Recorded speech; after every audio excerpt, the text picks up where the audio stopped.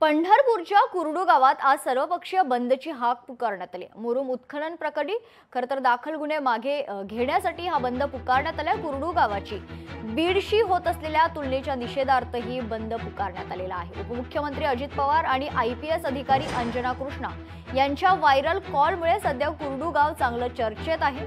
याच कुरडू गावात मुरुम उत्खननाप्रकरणी दाखल केलेले गुन्हे तात्काळ मागे घेण्यात यावे। वेळीच गुन्हे माघारी न घेतल्यास तीव्र आंदोलन करण्याचा इशारा यावेळी गावकऱ्यांनी दिला। या गावकऱ्यांशी संवाद साधलाय आमचे प्रतिनिधी अभिराज उबाळे यांनी। पाहूयात।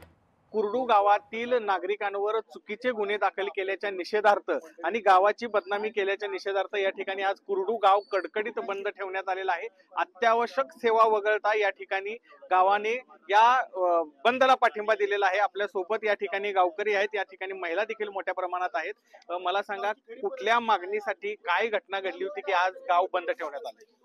कुरडू ग्रामपंचायतच्या वतीनं जनशुद्धीच्या माध्यमातून रस्त्याचं काम चालू होतं। कुरडू शिराळ रस्त्याचं काम चालू होतं। ते काम चालू असताना त्या ठिकाणी प्रशासनानं काम अडवून आमच्यावरती बेकायदेशीर अशा पद्धतीचे गुन्हे दाखल केले होते। त्या गुन्हे दाखल झाल्यानंतरच्या याच्या अनुषंगानं हे सगळं सरपंच असतील, ग्रामसेवक असतील, आम्ही गावचे पदाधिकारी असेल, ग्रामस्थ असेल, आमच्यावरती गुन्हे दाखल झाले।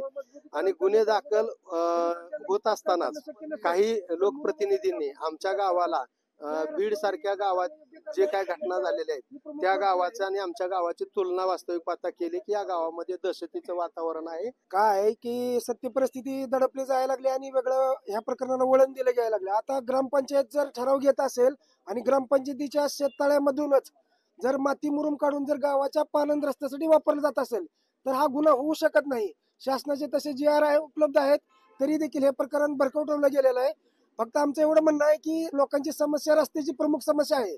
त्या समस्येवरती स्थानिक खासदार, आमदार, जिल्हाधिकारी असतील किंवा बाकीचे जे काही प्रशासन असेल, मुख्यमंत्री साहेब यांनी ह्या गावच्या समस्येकडे लक्ष द्यावं। गावाची बदनामी मोठ्या प्रमाणात काही लोकांनी केली गेली। अजितदादांचा हेतू प्रामाणिक होता।